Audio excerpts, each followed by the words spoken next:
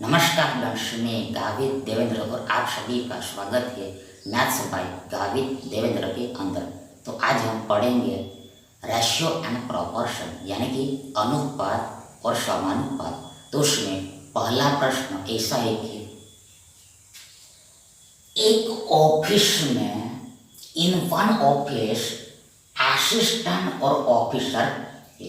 यदि एक 14 असिस्टेंट छुट्टी पर चले जाते हैं तो प्रत्येक असिस्टेंट के यानी ईच असिस्टेंट के लिए 2 ऑफिसर होते हैं।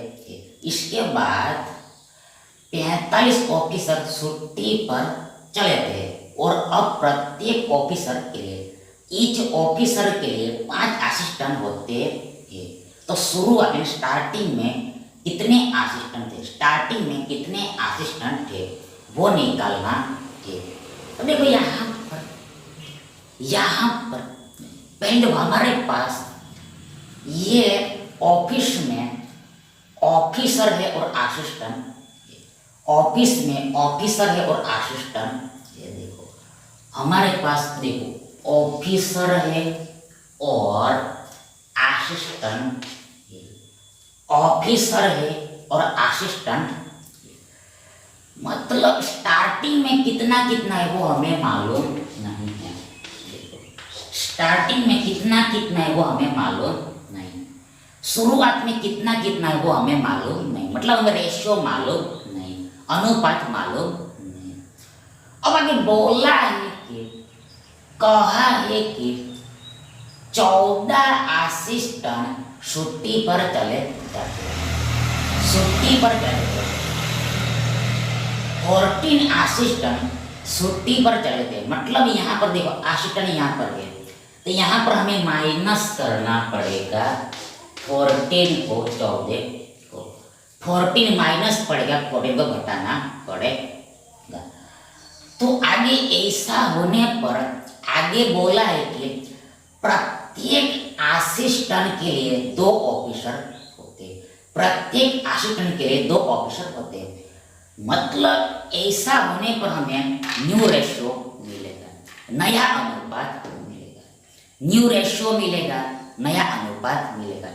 जो कितना मिलेगा, जो देखो 2:1 मिलेगा, 2:1 मिलेगा। मतलब देखो यहाँ पर बोला है, साफ साफ बोला है कि प्रत्येक असिस्टेंट के लिए, मतलब एक असिस्टेंट के लिए 2 ऑफिसर होते, 2 ऑफिसर होते। एक यानी कि एक असिस्टेंट के लिए 2 ऑफिसर होते। मतलब यहाँ पर ऑफिसर और असिस्टेंट का रेशियो 2:1 है, 2:1 होगा, 2:1 होगा, विल बी 2:1। ऐसा यहाँ पर है। अब आगे क्या होता है, अब आगे ये होता है कि इसके बाद 45 ऑफिसर छुट्टी पर चले जाते हैं, 45 ऑफिसर छुट्टी पर चले। मतलब यहाँ पर देखो ये ऑफिसर यानी कि यहाँ पर हमें माइनस करना पड़ेगा, 45 माइनस कर दे। देखो ये जो ऑफिसर है ये 45 छुट्टी पर चले जाए, छुट्टी पर चले जाए, मतलब यहाँ 45 माइनस करना है। तो ऐसा होने पर अब आगे क्या होता है, अब हमें फिर से नया रेशियो मिलता है, अगेन हमें नया अनुपात मिलता है, अगेन हमें न्यू रेशियो मिलता है। जो कितना हो देखो, जो होगा 1:5, 1:5। कैसे देखो यहाँ पर साफ साफ बोला है कि प्रत्येक ऑफिसर के लिए, मतलब एक ऑफिसर के लिए 5 असिस्टेंट है। देखो 5 असिस्टेंट है, ईच ऑफिसर के लिए, एक ऑफिसर के लिए 5 असिस्टेंट है, 5 असिस्टेंट। मतलब यहाँ पर नया रेशियो अगेन मिलेगा 1:5, 1:5। तो हमें ऐसा डेटा दिया है गिवन। अब हमें आउट क्या करना है, देखो यहाँ पर हमें आउट करना है कि शुरुआत में स्टार्टिंग में कितने असिस्टेंट। देखो यहाँ पर क्या है वो हमें निकालना है। शुरुआत में स्टार्टिंग में असिस्टेंट कितना था वो निकालना है, ये निकालना, यहाँ का वैल्यू निकालना है। कैसे निकलेगा, देखो यहाँ पर हमें रिवर्स कार्य करना पड़ेगा, उल्टा कामकाज करना पड़ेगा। मतलब देखो यहाँ पर रेशियो 2:1 था, बाद में 1:5 हो गया। देखो यहाँ पर रेशियो 2:1 था, बाद में रेशियो यहाँ पर 1:5 हो गया। मतलब ये बदला कब रेशियो, ये चेंज कब हुआ? देखो इसमें से ये रेशियो कब मिला, तो जब वाइल 45 ऑफिसर छुट्टी पर गए तब, मतलब 45 कम हुआ तब, 45 कम हुआ तब, 45 कम हुआ तब, 45 लेस हुआ तब। मतलब यहाँ पर ऑफिसर बदला। देखो यहाँ पर बीच में ऑफिसर बदला, ये ऑफिसर चेंज हुआ है, लेकिन पर ये असिस्टेंटों से हम ये रहेगा। असिस्टेंट में तो यहाँ पर कोई भी चेंज नहीं, असिस्टेंट में तो यहाँ पर कोई भी चेंज नहीं, तो बदलेगा नहीं, तो ऐसे डिस रहेगा।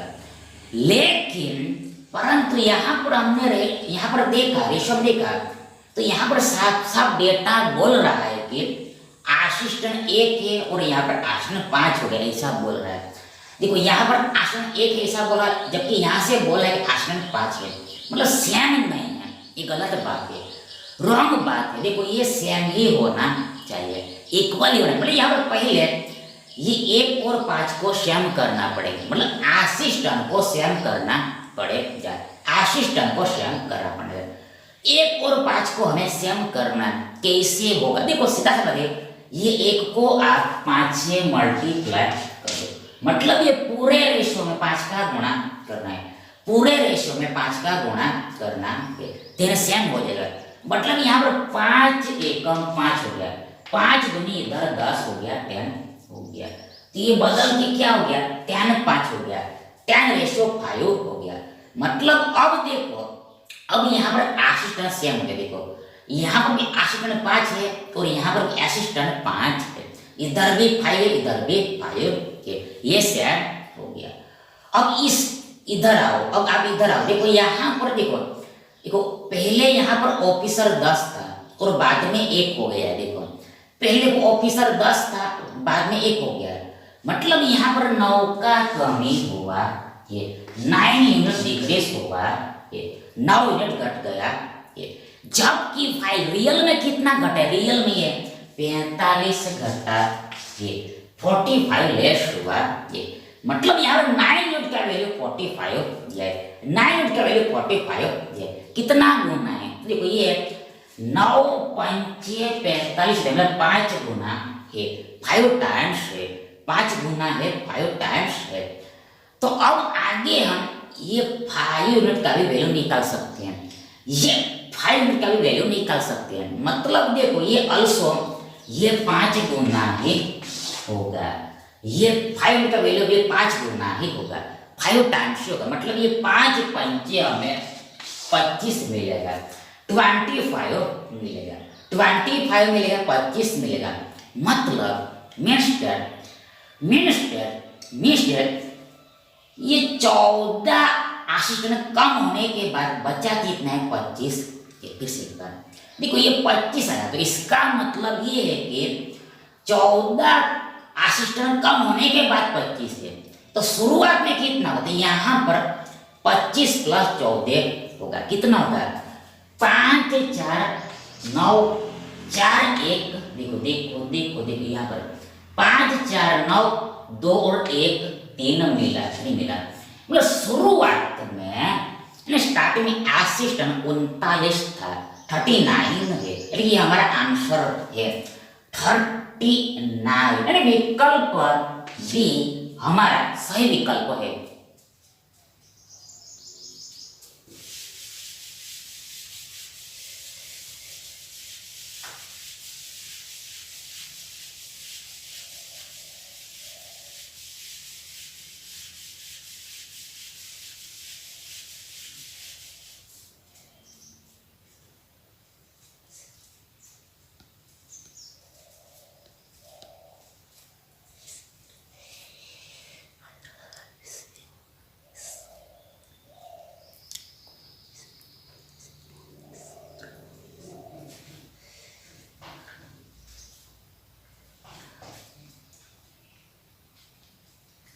नेक्स्ट देखिए कि हॉस्टल का खर्च नहीं एक्सपेंडिचर आंशिक रूप से यानी पार्शली चर है यानी वेरिएबल है। जो छात्रों की संख्या स्टूडेंट्स के यानी कि नंबर ऑफ स्टूडेंट्स के अनुक्रमानुपाती यानी कि डायरेक्ट प्रोपोर्शन में आगे दूसरा तथा बाकी भाग रिमेन्स पार्ट निश्चित है फिक्स्ड है। यदि 120 छात्रों का खर्च यानी एक्सपेंडिचर ₹8400 है तथा 150 छात्रों का खर्च यानी एक्सपेंडिचर 10,000 देन 330 छात्रों का खर्च क्या होगा, एक्सपेंडिचर क्या होगा। देखो यहाँ पर एक्सपेंडिचर निकालने का मतलब देखो टोटल एक्सपेंडिचर निकालने का फॉर्मूला यहाँ पर हमें मिलता है। देखो यहाँ पर हमें टोटल एक्सपेंडिचर यानी कुल खर्चा निकालने का फॉर्मूला मिलता है, सूत्र मिलता है, जो क्या होगा, जो होगा फिक्स प्लस वेरिएबल कैसे। देखो यहाँ पर साफ साफ बोला है कि जो खर्चा है यानी एक्सपेंडिचर है, देखो आंशिक रूप से चर है, यानी पार्शली वेरिएबल है। और आगे बोला है कि छात्रों की देखो मतलब देखो इसको बाद में देखेंगे, मतलब यहाँ पर यह फॉर्मूला बनता है टोटल एक्सपेंडिचर बराबर फिक्स प्लस वेरिएबल। अब ये आगे हम बढ़ेंगे तो अच्छे से समझ में आएगा। मतलब देखो यहाँ पर हमें दो इक्वेशन मिलेगा, दो समीकरण, उसको सॉल्व करना पड़ेगा, हल करना पड़ेगा। देखो पहले यहाँ पर बोला है कि देखो 120 छात्रों का खर्च 8400, 120 स्टूडेंट्स का एक्सपेंडिचर 8400 है। तो यही फॉर्मूला लगेगा। मतलब ये 8400 क्या है, ये 8400 टोटल एक्सपेंडिचर है, कुल खर्चा है, टोटल एक्सपेंडिचर है, कुल खर्चा है। जो मिलता कैसे, जो देखो ये फिक्स प्लस वेरिएबल करने पर करने पर आता है। मतलब देखो ये 8400 ऐसे बना होगा, ये 8400 खर्च ऐसे बना होगा। मतलब कुछ देखो ये फिक्स खर्चा रहा होगा, ये कुछ फिक्स खर्चा रहा होगा। आगे प्लस वेरिएबल वाला खर्चा भी होगा, चल वाला भी खर्चा होगा, वेरिएबल वाला भी एक्सपेंडिचर होगा। जो कितना होगा, जो देखो छात्रों देखो यहाँ पर 120 है, मतलब ये 120 एक्स होगा, 120 एक्स। देखो टोटल खर्चा फिक्स पर वेरिएबल होता है। अब यहाँ पर फिक्स का फिक्स ऐसे रहेगा, आगे प्लस का प्लस। अब ये वेरिएबल वाला खर्च देखो छात्र कितने 120 है, मतलब ये 120 एक्स होगा, 120 एक्स होगा। मतलब देखो ऐसा क्यों लिया, देखो यहाँ पर साफ बोला है। देखो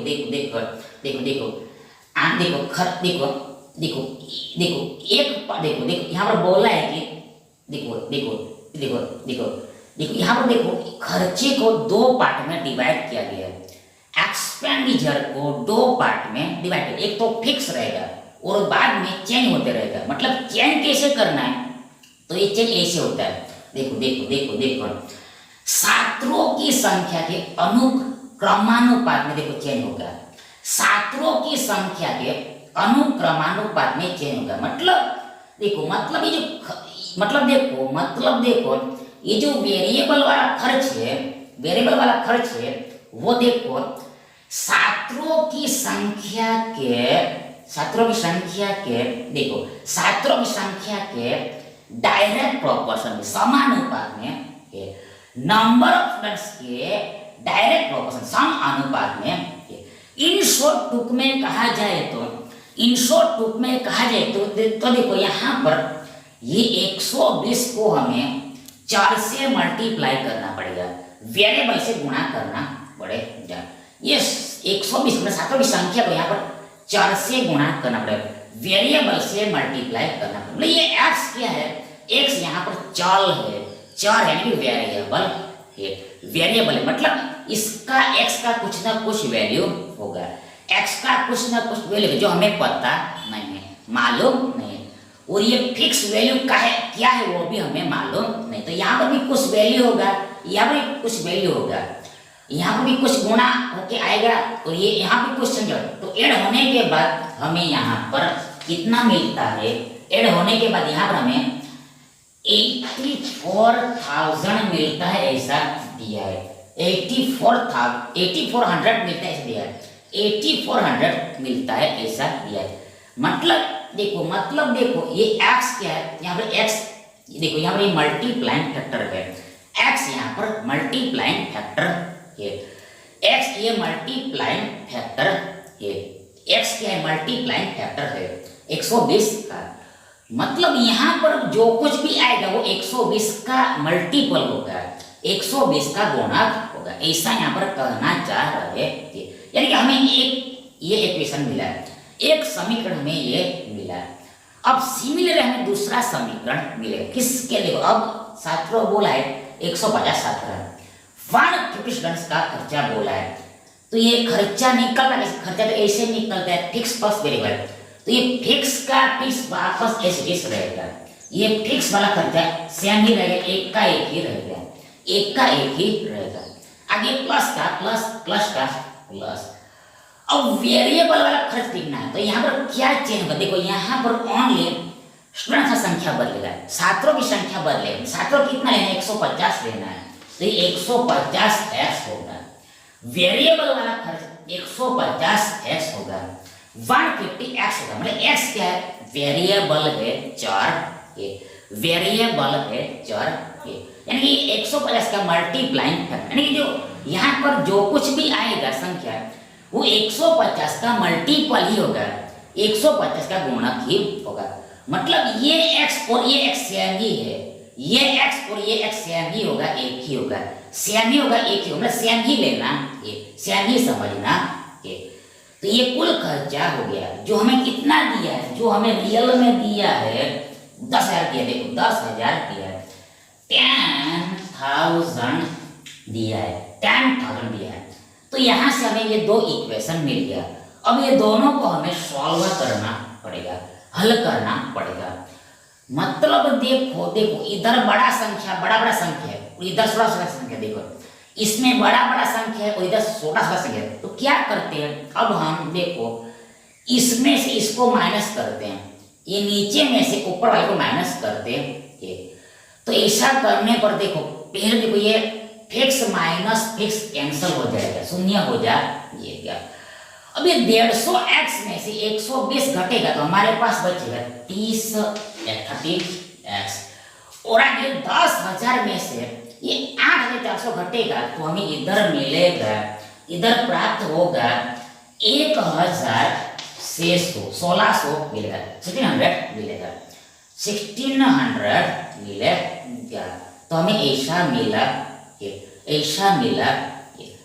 अब आगे इसको हम ऐसे रहने देते हैं, हम इसको ऐसे जानबूझ के ऐसे रहने देते हैं, इसको हम जानबूझ के ऐसे रहने देते हैं, ऐसे ही रहने देते हैं।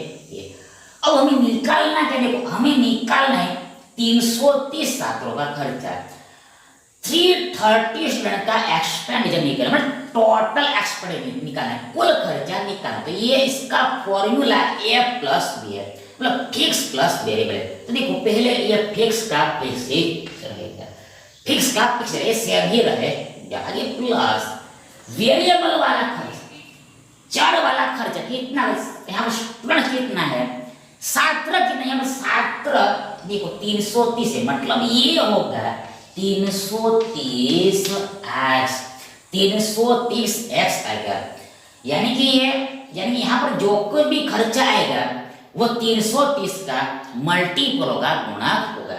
मतलब x यहाँ पर मल्टीप्लाइंग फैक्टर है, x यहाँ पर मल्टीप्लाइंग फैक्टर है, मल्टीप्लाइंग फैक्टर है, मल्टीप्लाइंग फैक्टर ये x यहाँ पर देखो ये मल्टीप्लाइंग फैक्टर, ये मल्टीप्लाई किसका 330 का 330 का, मतलब ये खर्चा x पर डिपेंड करता है जो हमें मालूम नहीं, मतलब ये x सभी सेम है, ये फिक्स सभी सेम ये, तो ये हो गया क्या, ये कुल खर्चा हो गया, थोड़ा एक्सपेंडिचर हो गया, तो इसका ही वैल्यू हमें निकालना है, ये पूरे का वैल्यू हमें निकालना, कैसे निकलेगा, हाउ टू आउट दिस, देखो यहाँ पर हियर देखो सीधा सा बात, देखो यहाँ पर हमें देखो इसका या फिर इसका यूज करना पड़ेगा, इसका वैल्यू निकालने के लिए हमें इसका या फिर इसका इस्तेमाल करना पड़ेगा, मतलब इस देखो मतलब देखो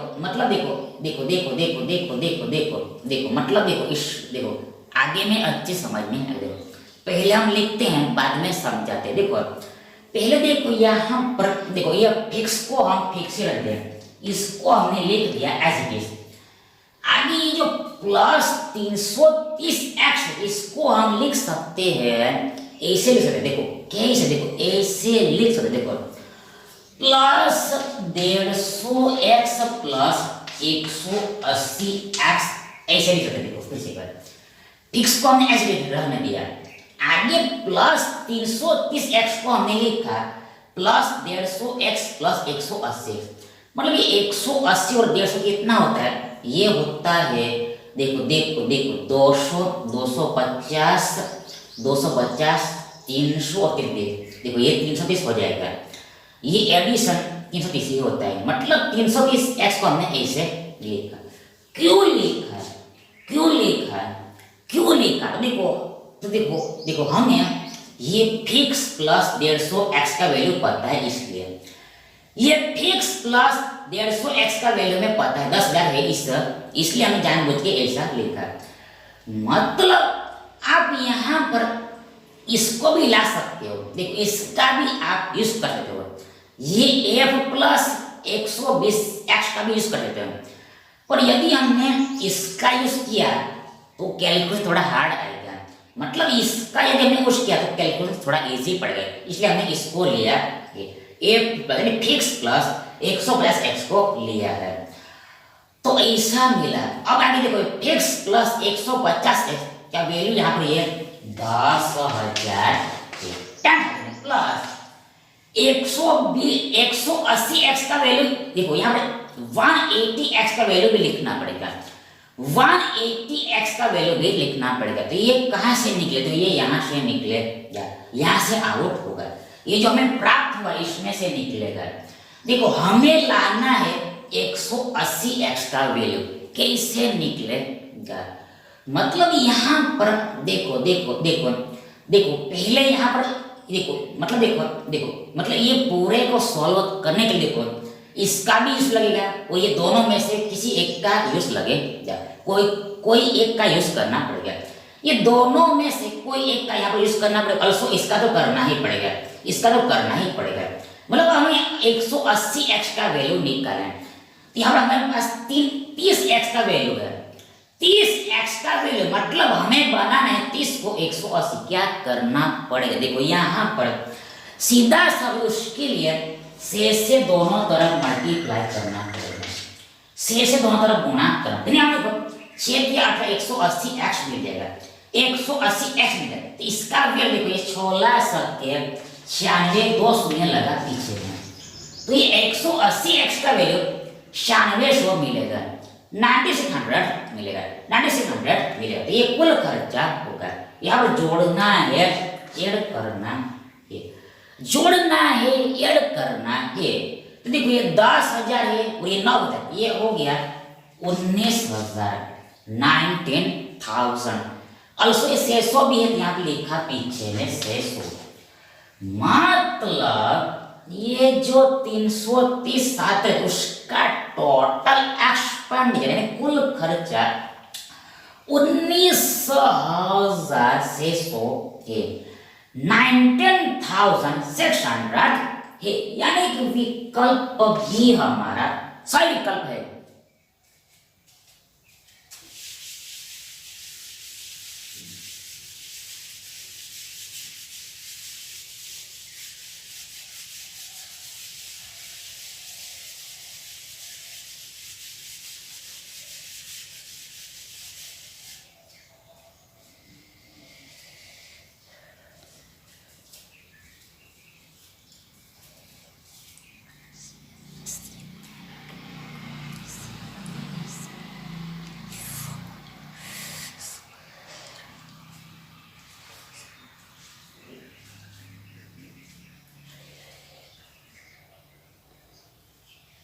अगला देखिए, एक कुत्ता खरगोश की, देखो देखो देखो, एक कुत्ता खरगोश की, यानी एक डॉग खरगोश यानी हेयर की, यानी रैबिट की प्रत्येक यानी ईच 6 छलांग के लिए, यानी 6 जंप्स के लिए, 6 लिफ्ट्स के लिए 5 छलांग लेता है, ये 5 लिफ्ट लेता है, ये 5 जंप्स लेता है।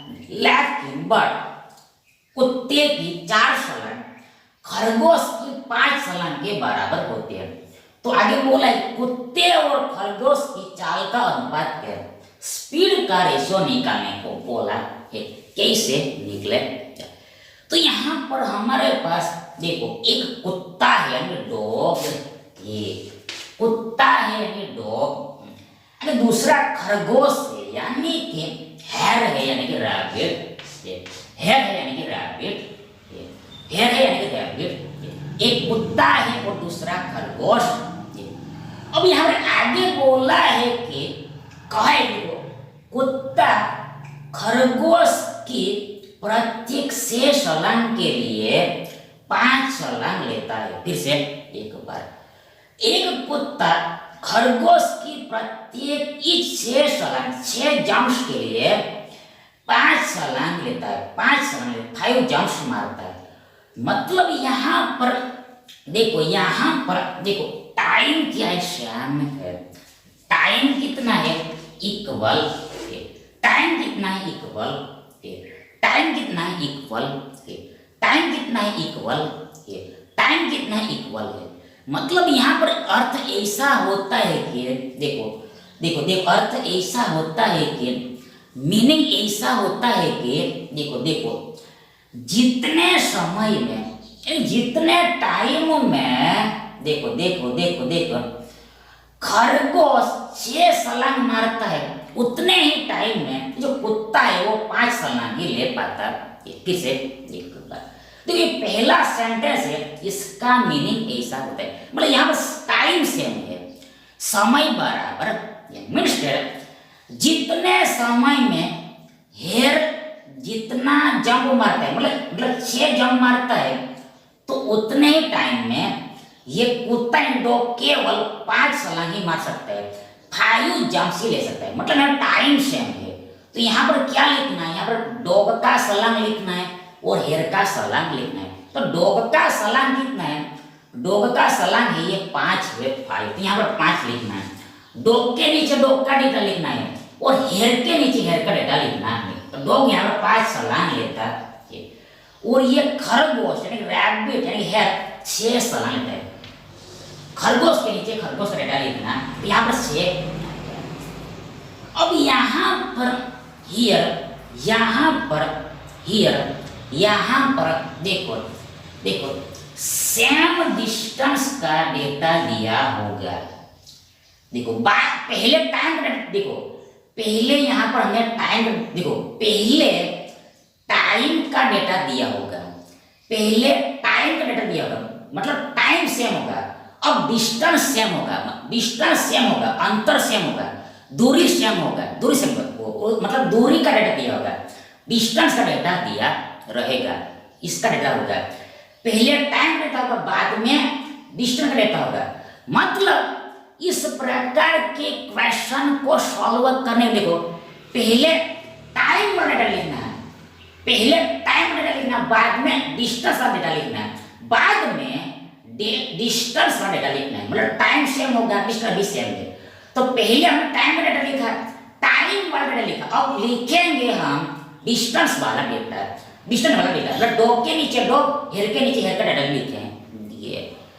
तो यहाँ पर आगे बोला है, दूसरा लाइन पढ़ो, देखो लेकिन बट कुत्ते की 4 छलांग खरगोश की 5 छलांग के बराबर होते। फिर से एक बार बोला है, कुत्ते की 4 छलांग खरगोश की 5 छलांग के बराबर होती है।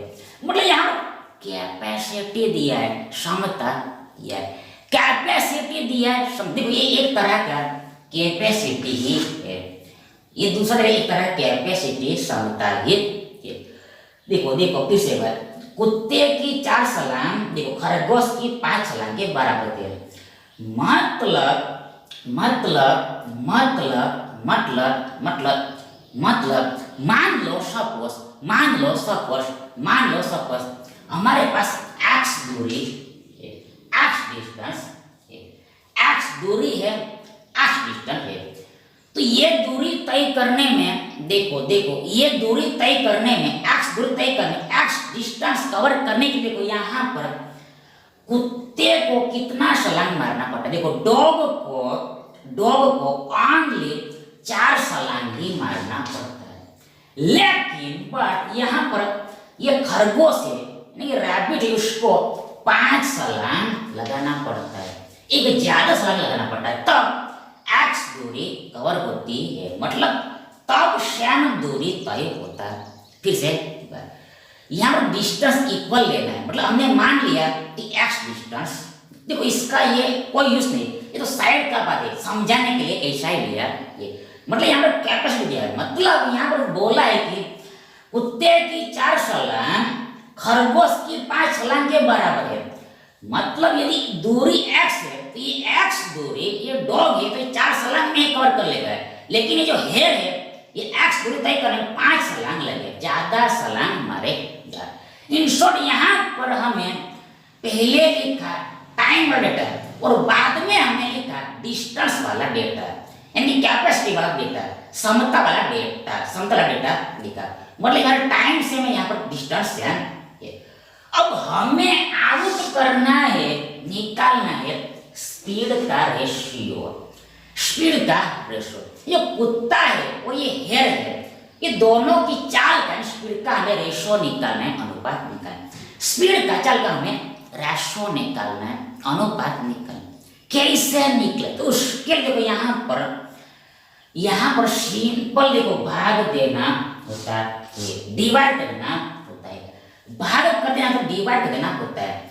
मतलब ये टाइम वाले डेटा को या डिस्टेंस वाले डेटा को देखो, टाइम वाले डेटा को डिस्टेंस वाले डेटा से डिवाइड करना होता है, ये कैपेसिटी वाले डेटा से भाग देना होता है, कैपेसिटी वाले डेटा से भाग देना, इससे इसको डिवाइड करना होता है। मतलब यहाँ पर मिला है 5 रेशियो, मतलब देखो 5 डिवाइड 4, देखो यहाँ पर हमें मिला 5 डिवाइड 4, मतलब 5 डिवाइड 4 करना है, 5 भाग 4 करना है, 5 डिवाइड 4 करना है, 5 भाग 4 करना है। रेशियो यहाँ पर रेशियो आएगा, अनुपात आएगा, रेशियो आएगा, अनुपात आएगा। 6 डिवाइड 5 करना है, 6 डिवाइड 5 करना है। इन शॉर्ट देखो यहाँ पर भाग दिया है, 5 में 4 से भाग देना है, 6 में 5 से भाग देना है, मतलब यहाँ पर ये रेशियो निकलेगा, अनुपात ही आएगा, रेशियो आएगा, अनुपात आएगा। मीन्स ये डॉग और हेयर का स्पीड का चाल का रेशियो 5/4 रेशियो 6/5 होगा।